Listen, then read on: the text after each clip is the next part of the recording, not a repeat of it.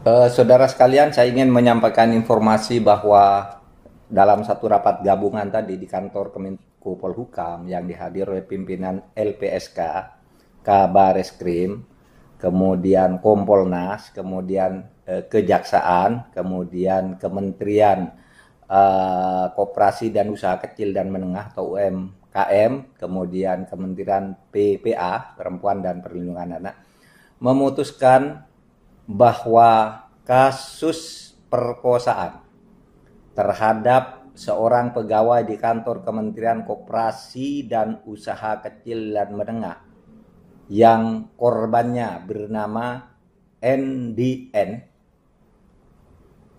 dilanjutkan proses hukumnya dan dibatalkan SP3-nya.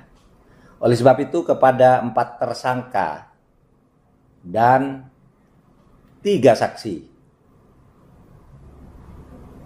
yaitu N, kemudian MF, WH, ZPA, kemudian saksinya yang juga dianggap terlibat itu A, kemudian T dan H, itu supaya terus diproses ke pengadilan.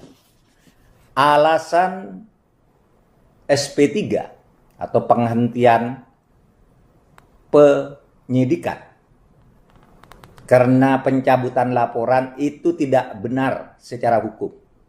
Di dalam hukum laporan itu tidak bisa dicabut. Yang bisa dicabut itu adalah pengaduan.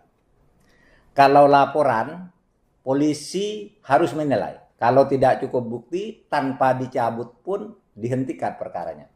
Tapi kalau cukup bukti, meskipun yang melapor menyatakan mencabut, maka perkara harus diteruskan. Beda dengan pengaduan yang itu berdasarkan delik aduan. Kalau pengaduan, begitu yang mengadu mencabut, maka perkara menjadi ditutup.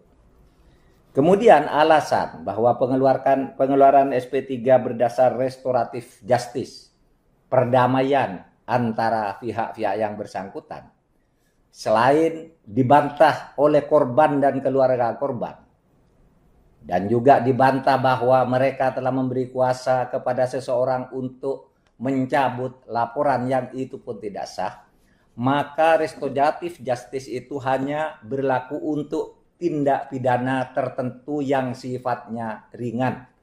Misalnya delik aduan. Ya. Kalau kejahatan yang serius, yang ancamannya misalnya 4 tahun lebih atau 5 tahun lebih, itu tidak ada restoratif justice. Korupsi, pencurian, pembunuhan, perampokan itu tidak ada restoratif justice. Itu harus terus dibawa ke pengadilan.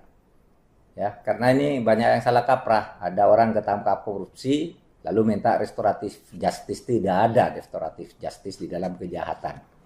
Ya.